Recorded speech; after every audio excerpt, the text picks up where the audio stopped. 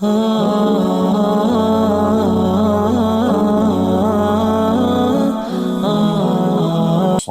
wassalamu ala rasulillah.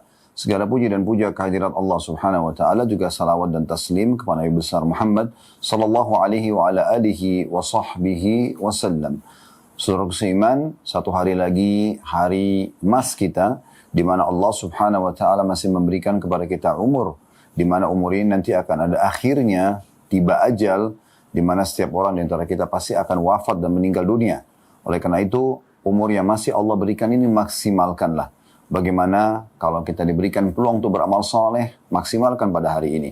Ibadah-ibadah yang wajib, sholat wajib misalnya 5 waktu, dan juga bagi orang yang kena waktu untuk zakat, haul dan nisabnya, dia melaksanakannya. Mungkin kalau Anda punya utang puasa Ramadan, segera diselesaikan.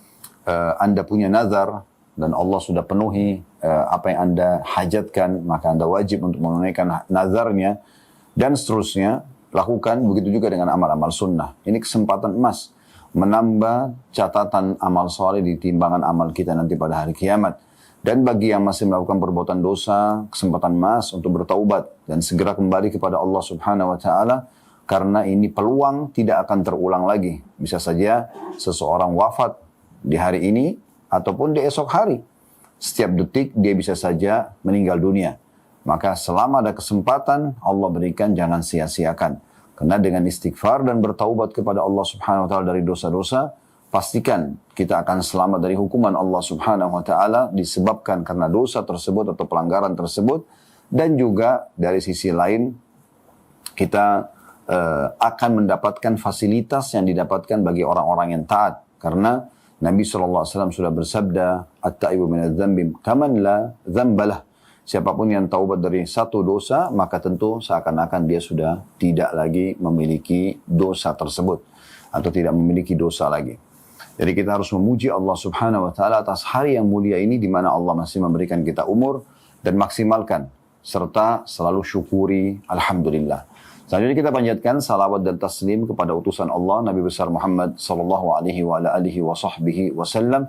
Sebagaimana Allah telah memerintahkan kita untuk mengucapkan salam hormat tersebut, dan kita berharap Allah subhanahu wa ta'ala dengan kemahamurahannya memberikan apa yang telah dia janjikan. 1 kali salam hormat kepada manusia terbaik ini akan dibalas dengan 10 rahmat, dan rahmat Allah meliputi segala sesuatunya, baik itu pengampunan dosa, peninggian derajat, pemenuhan kebutuhan, solusi dari permasalahan, semua masuk dalam makna rahmat Allah. Teman-teman sekalian, seperti biasa di Kamis di siang hari selepas duhur, kurang lebih 12.30 ya. Hanya tadi memang waktu duhur, subhanallah, kami selepas sholat berjamaah tadi di masjid, di dekat kantor, memang selesainya mendekati sekitar atau kurang lebih 12:35 tadi. Jadi kita telat beberapa menit. Insya Allah nanti kita akan lebihkan waktu kita yang harusnya selesai 13.30. Kita akan lebihkan insya Allah sampai 13.45 nantinya. Kita akan melanjutkan bedah buku kita seperti biasa di hari Kamis, yaitu 35 Amal Pelebur Dosa. Dan ditulis oleh Fatim binti Abdul Aziz, hafizahullah. Dan kita akan masuk ke amal ke-13. Dan ini satu kesatuan dengan bahasan kita di amal yang ke-12. Yang lalu kita sempat membahas masalah taubat, yaitu pengikraran kepada Sang Pencipta Allah kalau tidak akan mengulanginya. Dan pada saat ini adalah istighfar, atau permohonan ampunan terhadap perbuatan dosa, atau permohonan maaf terhadap dosa yang dilakukan. Dan apapun yang mengandung unsur memohon maaf kepada Allah, maka masuk dalam makna istighfar. Nah teman-teman sekalian, istighfar ini adalah sebuah bonus yang luar biasa dari Allah subhanahu wa ta'ala untuk kita semua. Karena dengan istighfar ini, banyak sekali yang bisa kita dapatkan sebagaimana akan kita bacakan dari buku ini. Kita akan mulai teman-teman sekalian membaca di halaman 40 yang ditulis oleh penulis, hafizahullah. Istighfar adalah permohonan ampunan atas perbuatan dosa. Dan setiap doa yang mengandung maksud ini disebut dengan istighfar. Ya.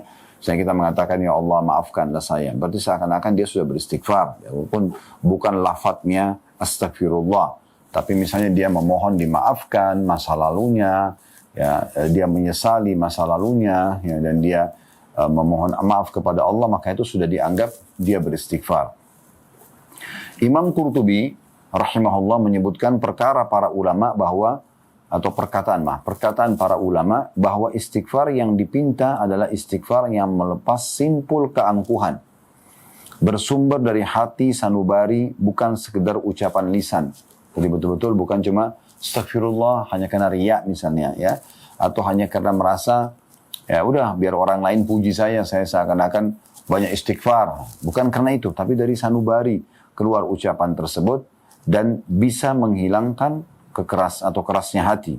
Adapun orang yang cuma berkata saya beristighfar kepada Allah sedangkan hatinya bersikeras untuk berbuat maksiat, maka istighfarnya masih membutuhkan istighfar lagi.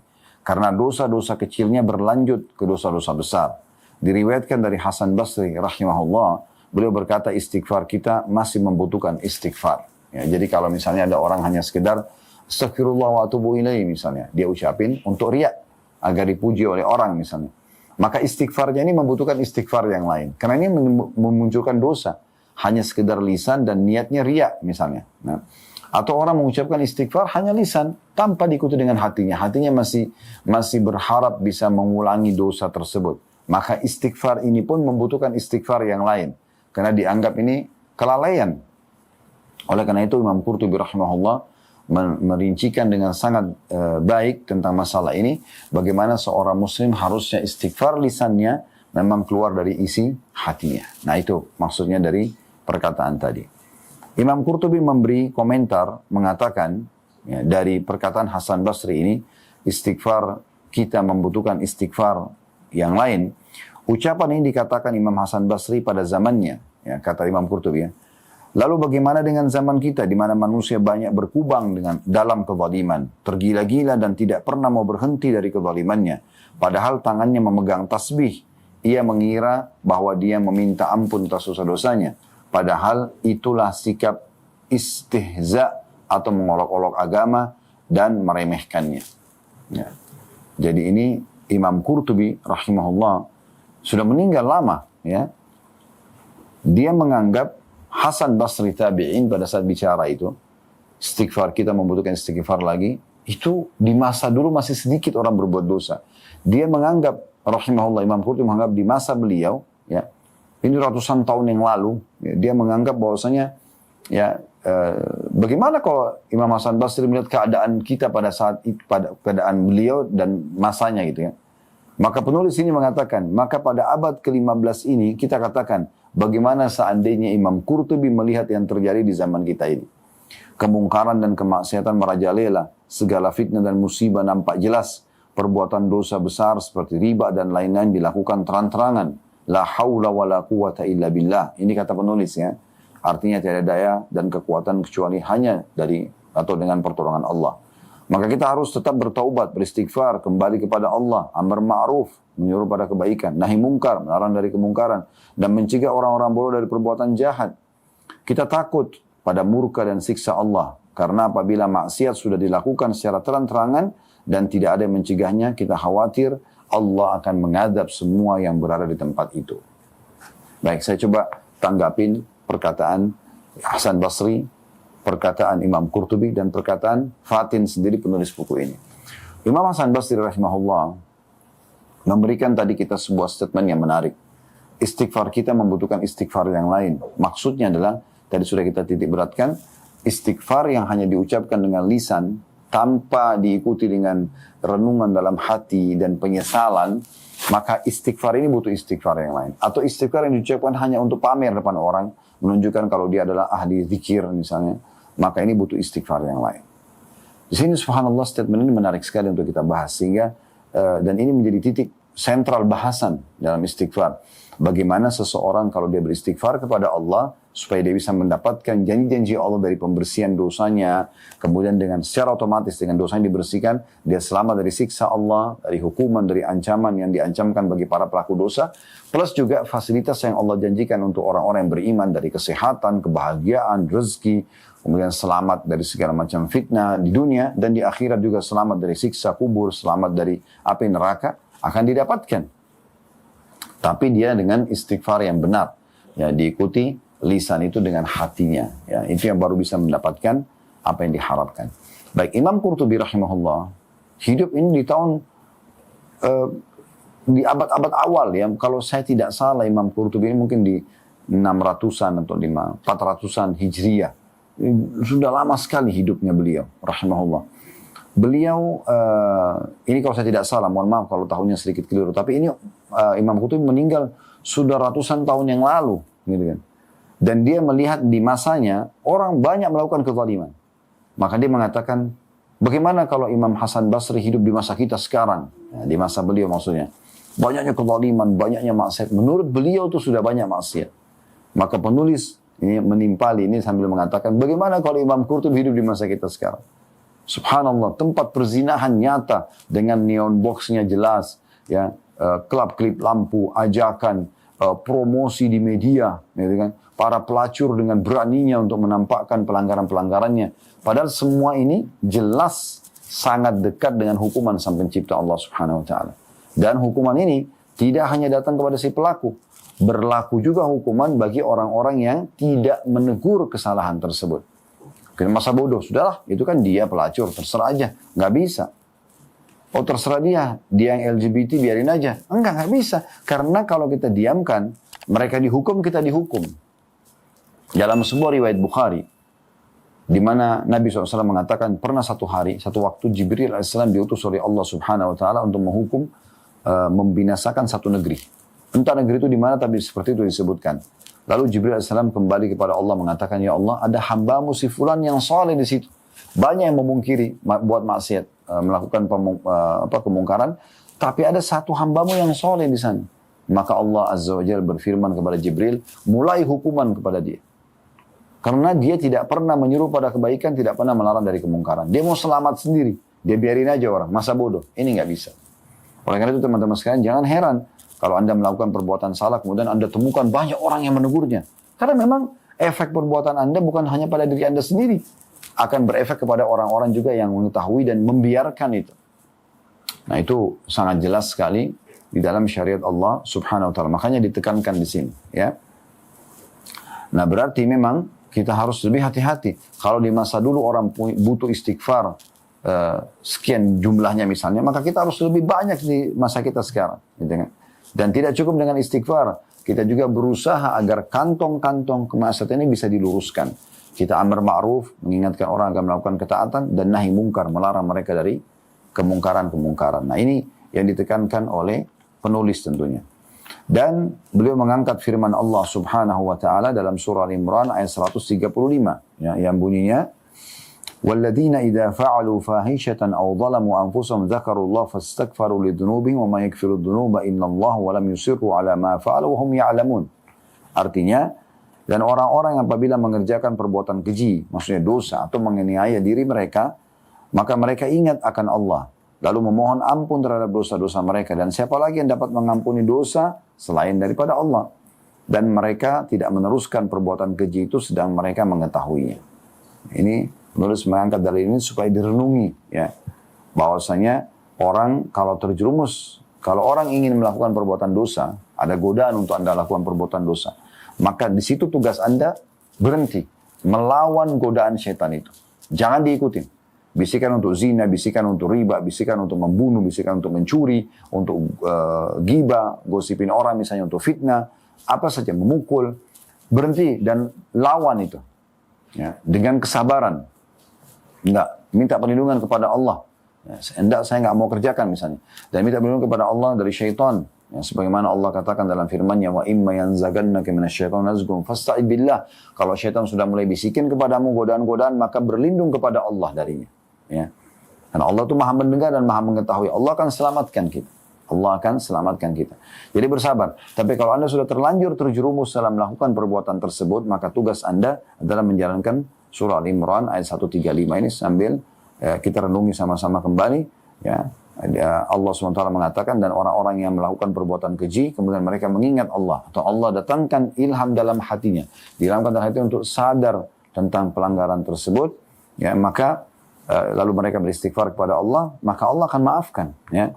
Tapi diikuti, dan mereka tidak ingin mengulangi perbuatan tersebut. Jadi bukan tadi seperti orang yang mengucapkan lisan tapi hatinya masih berharap bisa mengulangi dosa tersebut. Ya, dia hanya istighfar karena misalnya luput darinya kesempatan. Tapi kapan ada kesempatan dia akan ulangi. Maka orang seperti ini butuh istighfar lain sebagaimana tadi Hasan Basri rahimahullah mengatakan hal tersebut.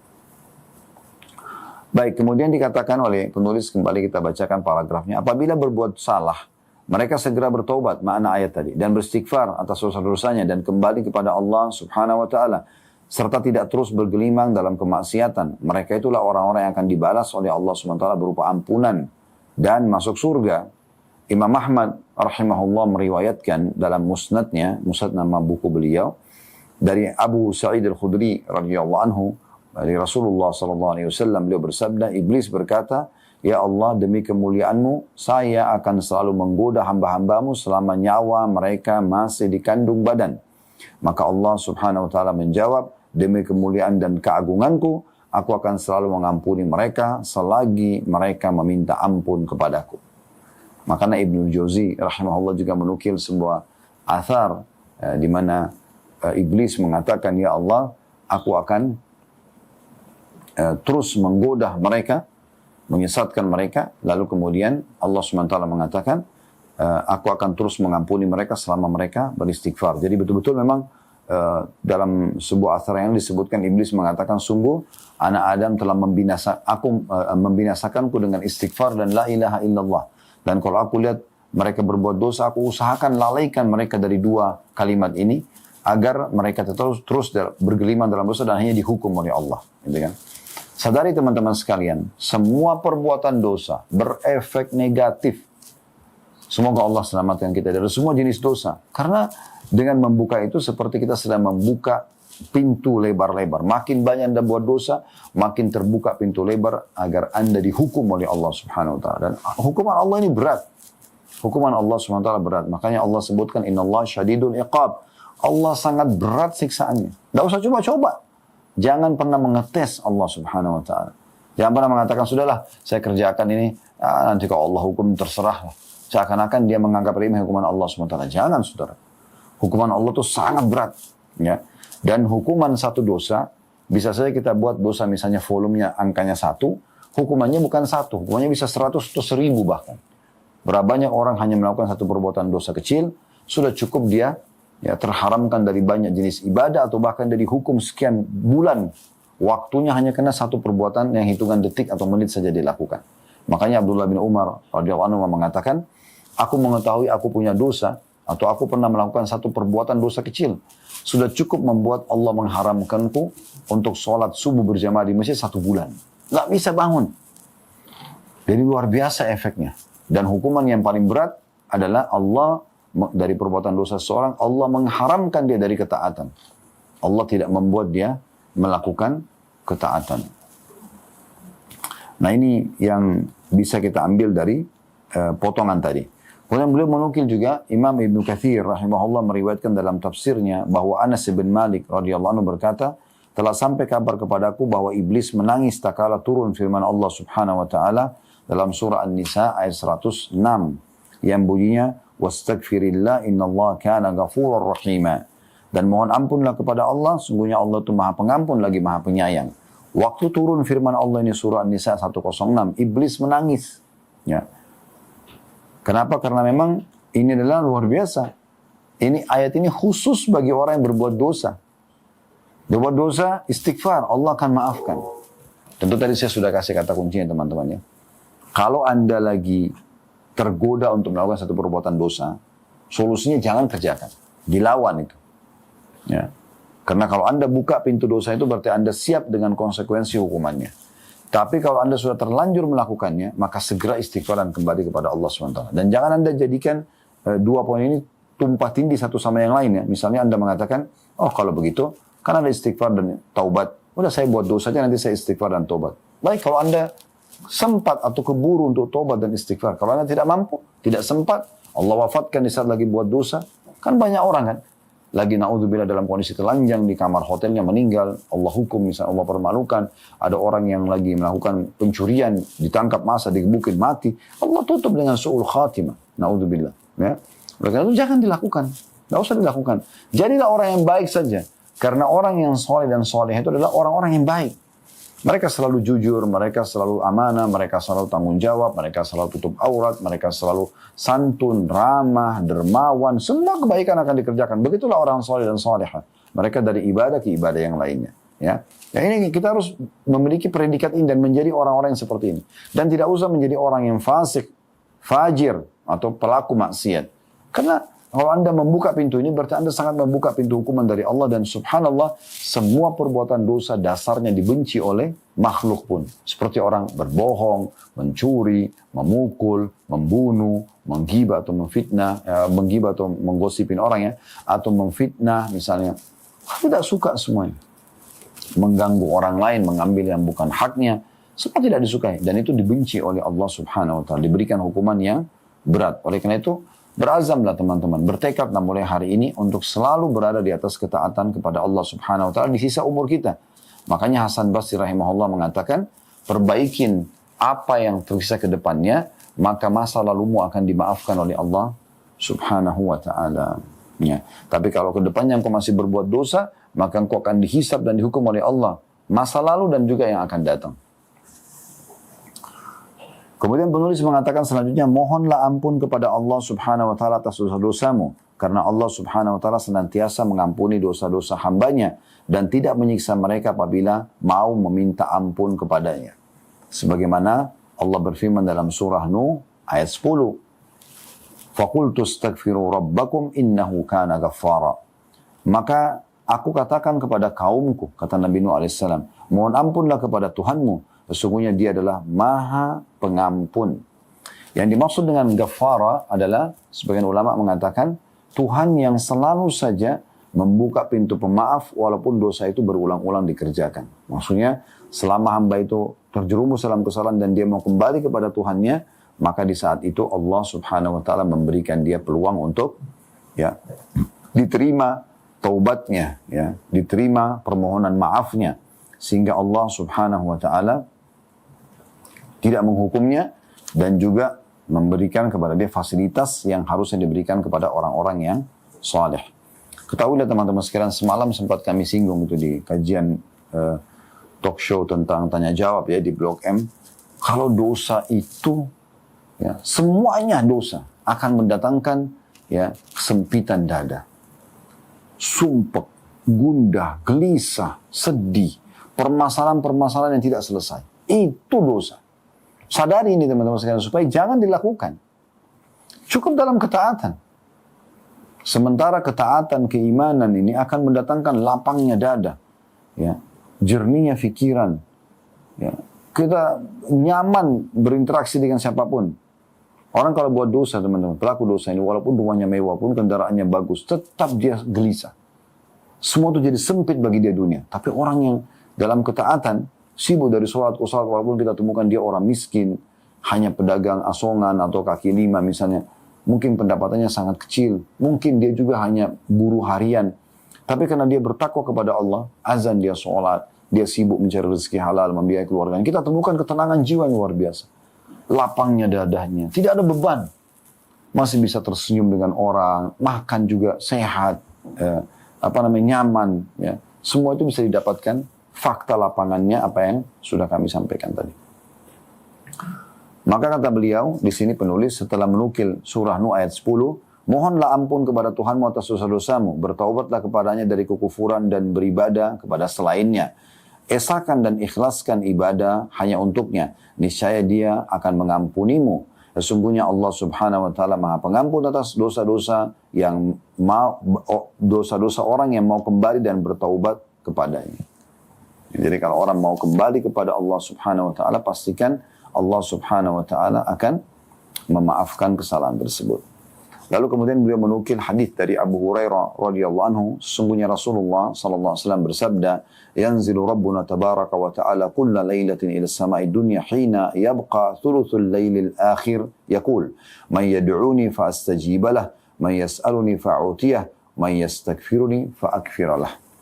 Tuhan kita subhanahu wa ta'ala turun ke langit dunia pada setiap sepertiga malam yang terakhir dan berfirman kepada para malaikatnya, adakah hamba-hambaku yang berdoa kepadaku sehingga aku kabulkan doanya.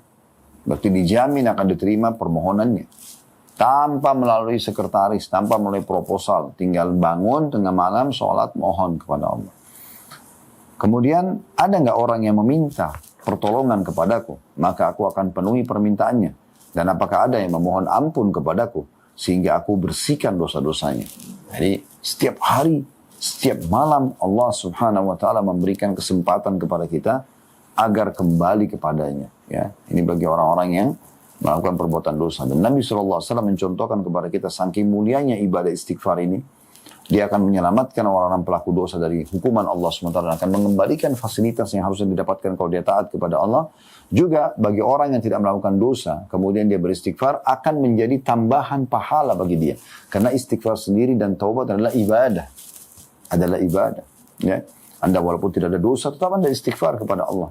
Makanya kata Nabi SAW, hai sekalian manusia, istighfarlah kepada Allah. Karena aku sendiri, sebagai seorang Nabi, aku tidak melakukan dosa, termasuk orang yang paling bertakwa kepada Allah, tapi aku memohon ampun dan istighfar kepada Allah sehari 70 sampai 100 kali. Kita akan coba membaca dan melihat bagaimana pendapat para ulama tentang masalah istighfar ini. Ya. Dinukil dari Abu Musa al-Ash'ari radhiyallahu anhu, beliau berkata, dahulu ya, kita memiliki dua pelindung dari azab. Salah satunya telah pergi, yaitu keberadaan Rasulullah SAW. Jadi di masa hidup Nabi SAW itu kalau ada sahabat melakukan perbuatan dosa atau kaum muslimin berbuat dosa, mereka tinggal datang kepada Nabi SAW mengatakan, ya Rasulullah mohon ampunlah kepada Allah untukku. Maka Nabi SAW memohon ampun dan itu diijabah oleh Allah SWT. Hanya saja, salah satunya sudah pergi kata beliau, yaitu Rasulullah SAW. Sudah meninggal beliau. Keberadaan Rasulullah SAW tengah kita sudah tidak ada. Dan tersisa istighfar saja. Apabila ia juga pergi, tidak dilakukan oleh seseorang, maka pastikan orang itu akan binasa. Ini statement yang perlu kita renungi teman-teman sekalian. Jangan ilmu seperti ini hanya masuk telinga kanan, keluar telinga kiri. Ya. Tapi bagaimana kita renungin dan kita jadikan sebagai prinsip hidup kita. Ini statement yang menarik sekali. Beliau mengatakan dahulu ada dua pelindung kita dari siksa Allah SWT. Keberadaan Rasulullah SAW dan beliau sudah wafat. Maka sudah tertutup pintu ini. Dan istighfar. Kalau istighfar pun tidak ada pada lisan seseorang dan hati seseorang, maka pastikan dia akan binasa. Rabi' ibn Huthaim rahimahullah, seorang ulama tabi'in berkata, merendahlah kalian kepada Rabb kalian, berdoalah kepadanya di kala senggang, dan renungilah firman Allah SWT dalam hadis Qudsi, man da'ani fir rakha'i ajabtuhu fi syiddah.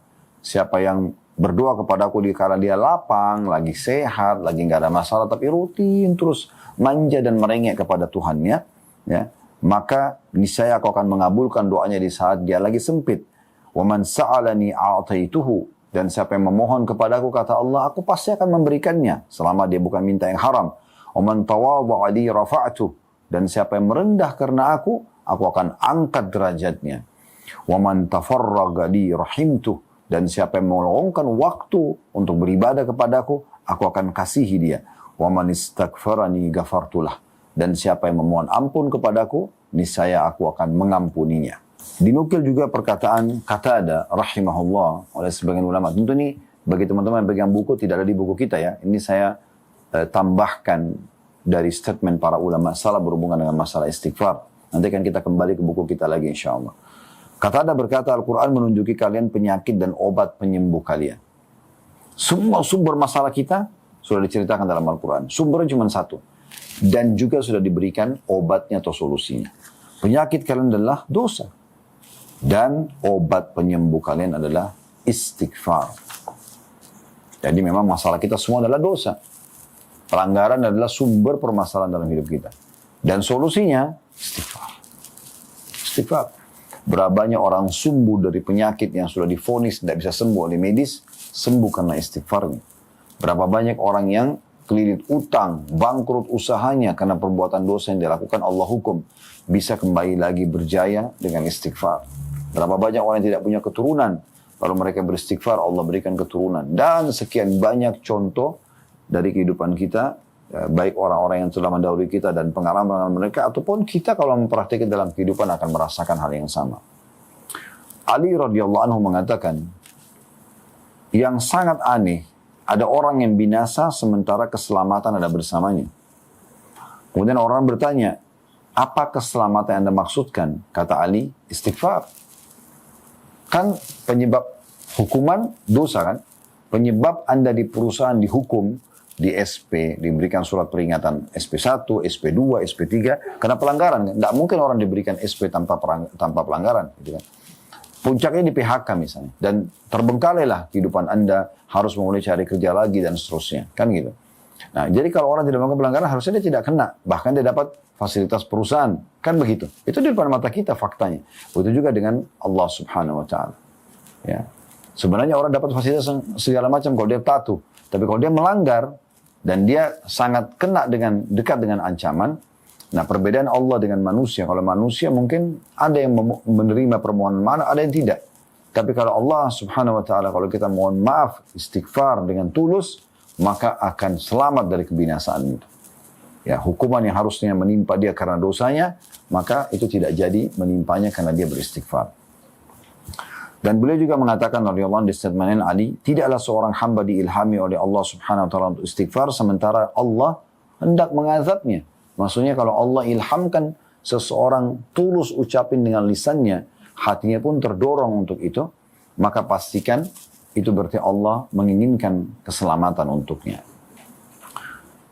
Diriwayatkan dari Luqman al-Hakim alaihissalam, ini dinukil bahwasanya beliau adalah salah satu Nabi Allah juga, bahwa dia berwasiat kepada putranya, wahai anakku, Allah memiliki beberapa waktu, ya, tidak ditolak orang yang meminta pada waktu itu. Seperti hujan pada saat turun, sepertiga malam, lagi musafir, orang yang puasa, waktu mustajab doa yang sudah kita tahu. Apa saran Luqman kepada anaknya? Mohon kekayaan, mohon keselamatan, tidak. Beliau mengatakan, maka perbanyak istighfar di waktu itu. Perbanyak istighfar. Jadi bukan minta, udah mohon maaf aja kepada Allah. Dengan mohon maaf kepada Allah, maka pastikan dengan izin Allah subhanahu wa ta'ala, ya, semua fasilitas Anda akan dapatkan. Makanya waktu Nabi Adam alaihissalam berbuat dosa, dikeluarkan dari surga. Apa yang terjadi? Apakah Nabi Adam minta dikembalikan ke surga? Tidak. Beliau memohon maaf kepada Allah subhanahu wa ta'ala. Memohon ampun kepada Allah subhanahu wa ta'ala. Dan dengan itu Allah kembalikan nanti beliau ke surga. Ya.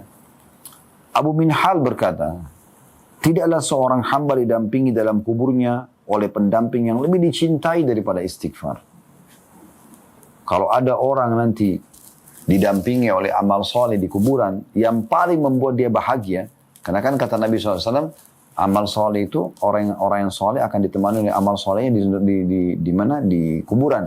Orang yang berbuat dosa juga akan ditemani oleh dosanya, ya, di kuburan. Semoga kita termasuk golongan pertama yang ditemani oleh amal solehnya. Dan jangan sampai menjadi golongan kedua yang justru ditemani oleh dosa-dosanya, gitu kan? Karena tidak sempat istighfar dari dosa-dosa yang dia lakukan. Maka beliau mengatakan, tidak ada sesuatu yang paling membahagiakan seseorang pada saat ditemani di kuburan dibandingkan dengan istighfar. Istighfar itu ibadah sendiri, walaupun kita tidak buat dosa sudah jadi ibadah, menjadi memperbanyak, ya, menjadi penyebab jadi banyaknya tambahan pahala buat kita walaupun kita tidak berbuat dosa. Kalau kita berbuat dosa, maka dia akan menjadi pembersih atas hukuman yang akan menimpa kita. Hasan Basri mengatakan rahimahullah, perbanyak istighfar di rumah-rumah kalian, di meja-meja makan kalian, di jalan-jalan kalian, di pasar-pasar kalian, dan di majlis-majlis kalian. Setiap ada kesempatan selalu astagfirullah wa atubu ilaih, astagfirullah wa atubu ilaih. Selalu ulangi. Ya, kalau memang tidak sempat hitung nggak ada masalah. Pokoknya selalu ulangi itu. Karena kalian tidak tahu kapan ampunan itu turun. Ya. Bakr bin Abdullah al-Muzani rahimahullah berkata, kalian banyak berbuat dosa maka perbanyaklah istighfar. Karena seseorang kalau menemukan istighfar dalam catatan amalnya pada setiap jarak 2 baris, ya, maka dia akan senang nanti melihat dia akan senang melihatnya nanti pada hari kiamat. Dan Ibnu Taimiyah rahimahullah berkata, pikiranku kadang-kadang terpaku dalam satu masalah yang sulit buatku. Jadi tidak tahu apa solusinya masalah ini. Mentok di satu titik, tidak tahu harus berbuat apa lagi. Maka aku pun beristighfar kepada Allah 1000 kali. Ya. Sampai dadaku dilapangkan dan masalah yang sulit pun terpecahkan. Aku kadang berada di pasar, di masjid, di sekolah, tapi hal itu tidak menghalangiku dari zikir dan istighfar sampai aku meraih apa yang aku inginkan. Nah, jadi luar biasa bagaimana para ulama salaf menjadikan istighfar sebagai betul-betul amalan unggulan ya yang mereka lakukan. Baik, kita kembali teman-teman sekalian melanjutkan sisa apa yang dinukil oleh penulis di sini. Selanjutnya di halaman 44-nya ya, tadi sampai di situ kita membaca, ada riwayat Abu Hurairah radhiyallahu anhu dinukil, ia berkata, "Anin Nabi sallallahu alaihi wasallam fi ma yahkihi an Rabbih azza wa jalla qala, adnaba 'abdun faqala Allahumma ighfir li dhanbi." فقال تبارك وتعالى أذنب عبدي ذنبا فعلم أن لو ربا يكفر الذنب ويأخذ بالذنب ثم عاد فأذنب فقال أي ربي اغفر لي ذنبي فقال تبارك وتعالى عبدي أذنب ذنبا فعلم أن لو ربا يكفر الذنب ويأخذ بالذنب ثم عاد فأذنب فقال أي ربي اغفر لي ذنبي فقال تبارك وتعالى أذنب عبدي ذنبا فعلم أن لو ربا يكفر الذنب ويأخذ بالذنب اعمل ما شئت faqad ghafartu lak. Dari Nabi SAW, beliau bercerita tentang Robnya atau menyampaikan tentang Robnya. Ini hadis qudsi. Ya. Beliau bersabda, ada seorang hamba yang berbuat dosa. Lalu dia berdoa, Ya Allah, ampunilah dosa-dosaku. Maka Allah Azza wa Jalla pun berfirman, hambaku berbuat dosa. Tapi dia tahu bahwa dia memiliki Tuhan yang mengampuni dosa dan membalas ya, dosa tersebut. Kemudian dia kembali berbuat dosa lagi dan berdoa lagi. Wahai Tuhanku, ampunilah dosa-dosaku. Maka Allah Azza wa Jalla berfirman, hambaku berbuat dosa. Tapi dia tahu bahwasanya dia mempunyai Tuhan yang bisa mengampuni dosa itu. Dan juga membalas dosa itu, memberikan hukuman kepada dia. Lalu dia kembali berbuat dosa lagi dan berdoa, wahai Tuhanku, ampunilah dosa-dosaku. Maka Allah Azza wa Jalla berfirman, hambaku berbuat dosa. Tapi dia mengetahui bahwa dia mempunyai Tuhan yang mengampuni dosa dan membalas dosa. Berbuatlah sesuka hatimu karena aku telah mengampunimu. Hadis ini diriwayatkan oleh Imam Muslim. Kita dengarkan bagaimana pendapat ulama menjelaskan untuk mensyarah hadis ini ya. Di sini dinukil Imam Muhyiddin Abu Zakaria Nawawi rahimahullah berkata dalam syarah Sahih Muslim. Seandainya seseorang berbuat dosa 100 kali ataupun lebih, tapi setiap kali berbuat dosa ia bertaubat, maka Allah akan menerima taubatnya dan dosa-dosanya berguguran. Begitu juga seandainya dia langsung bertobat atas seluruh dosa-dosanya, maka akan diterima tobatnya. Dan maksud dari firman Allah Subhanahu wa taala, berbuatlah sesuka hatimu karena aku telah mengampunimu adalah setiap kali engkau berbuat dosa dan mau bertobat dan menyesali perbuatanmu, niscaya aku akan mengampunimu. Di sini teman-teman sekalian ada poin penting. Jangan pernah Anda berpikir, oh kalau begitu, udah Allah kan Maha Pengampun. Udah saya berbuat dosa aja. Ya. Toh juga di sini disebutkan perkataan Imam An-Nawawi rahimahullah, walaupun orang berbuat dosa 100 kali, selama dia istighfar tobat akan diterima. Fahami begini teman-teman sekalian. Jangan dipahami dan terlihat, oh kalau gitu, ya udah saya buat dosa aja nanti istighfar. Buat dosa istighfar lagi. Poin-poin penting harus difahami. Yang pertama, kalau Anda istighfar, tadi di awal kita sudah jelaskan perkataan Hasan Basri rahimahullah, perkataan Imam Qurtubi. Kalau Anda istighfar dengan lisan saja, tidak diikuti dengan hati, maka itu istighfarnya belum diterima sama Allah. Karena dia masih ada niat untuk mengerjakannya. Atau dia mengucapkan dengan lisan karena riak saja. Karena ingin dipuji oleh orang. Tidak akan dimaafkan oleh Allah Subhanahu wa ta'ala. Nah ini poin penting yang harus digarisbawahi, poin pertama. Dan ini buah yang paling mahal dari bahasan kita. Yang harus Bapak Ibu bawa pulang ya istilahnya gitu. Sebagai oleh-oleh dari kami. Ini penting sekali. Sisi yang lain ya. Yang dimaksud dengan sabda Nabi SAW ini, hadis qudsi ini, adalah seorang hamba. Dia buat dosa. Dan ini gambaran tentang luasnya rahmatnya Allah. Bukan motivasi untuk mengulang-ulangi dosa, bukan. Ya, jadi jangan difahami, oh kalau gitu berarti buat dosa istighfar lagi Allah maafkan. Buat dosa istighfar lagi Allah maafkan. Berarti boleh dong kita ulang-ulangi dosa. Bukan itu pemahamannya. Pemahamannya adalah hadits ini menjelaskan tentang luasnya rahmat Allah. Kalau seandainya ada seorang hamba, dia tinggal di satu wilayah misalnya. Wilayah itu penuh dengan ahli maksiat. Dia terjerumus lalu dia segera kembali. Karena dia takut, dia beristighfar kepada Allah SWT. Berjalanlah dia. Karena tidak ada komunitasnya. Dia mulai lagi setelah sekian lama berbuat dosa lagi. Tapi dia bukan niat dari awal melakukannya. Terpengaruh lalu dia berbuat dosa lagi. Di saat itu dia istighfar lagi kepada Allah SWT. Begitu terus terulang lagi yang ketiga kali. maka selama dia memang waktu awal istighfar tulus kepada Allah Subhanahu wa taala dan dia tidak niat untuk mengulanginya tapi dia terjerumus, lalu pada saat terjerumus dia tidak membiarkan dirinya terus dalam dosa, dia lalu beristighfar kepada Allah, selama itu pula Allah akan maafkan. Ini makna hadisnya. Ini menunjukkan tentang luasnya rahmat Allah Subhanahu wa taala. Bukan mudahnya orang untuk istighfar karena berbuat dosa. Jangan ke situ pemahaman. Nah, ini poin yang perlu kita garis bawahi teman-teman sekalian. Semua manusia akan berbuat dosa.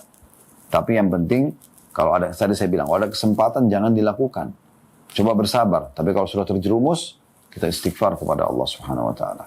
Kita pasti akan berbuat dosa. Semua orang berbuat dosa. Tidak ada manusia yang luput dari dosa, gitu kan?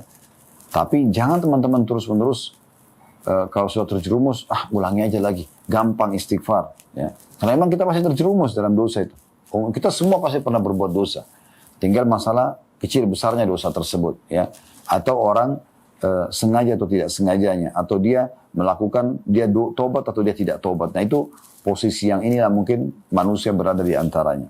Beliau menukil selanjutnya hadits Abu Hurairah radhiyallahu anhu yang berbunyi, Rasulullah SAW bersabda, "Walladzi nafsi biyadi, lau lam tudnibu la dhahaba Allah bikum wa la jaa biqaumin yudnibuna fayastaghfiruna Allah fayaghfiru lahum." Demi zat yang jiwaku berada di tangannya, seandainya kalian tidak berbuat dosa, niscaya Allah akan melenyapkan kalian dan akan mendatangkan satu kaum yang berbuat dosa lalu memohon ampun kepadanya, maka Allah Subhanahu wa taala mengampuni mereka. Hadis riwayat Muslim. Itu semua berkat keagungan, kata beliau, penjelasan hadis ini, itu semua berkat keagungan rahmat Allah SWT yang meliputi segala sesuatu. Juga berkat keagungan masalah istighfar. Karena itu wajib bagi seluruh kaum muslimin untuk senantiasa bertaubat sepanjang hayat. Sebagaimana Allah Subhanahu wa taala berfirman dalam surat Tahrim ayat 8. Ya ayyuhalladzina amanu tubu ilallahi taubatan nasuha. Hai orang beriman, bertobatlah kepada Allah dengan taubat yang semurni-murninya. Baik, bagaimana memahami hadis Nabi SAW yang beliau mengatakan, bersumpah atas nama Allah, kalau kalian tidak berbuat dosa, maka Allah akan melenyapkan kalian, dan Allah akan datangkan kaum yang berbuat dosa lalu beristighfar kepada Allah. Apa maksudnya? Penjelasan hadis ini maknanya adalah, kalian semua akan terjerumus dalam perbuatan dosa. Sebagaimana Nabi Adam juga berbuat kesalahan. Beberapa Nabi juga berbuat kesalahan. Dan itu bisa saja terjadi. Karena kan kita manusia. Ya, bisa tergoda, bisa terpengaruh. Tetapi bagaimana kita berusaha mengontrol diri agar tidak terjerumus dalam dosa tersebut. Dan bersabar. Karena kata Nabi SAW dalam hadis, "Man taraka syai'an lillah abdalahu khairan min."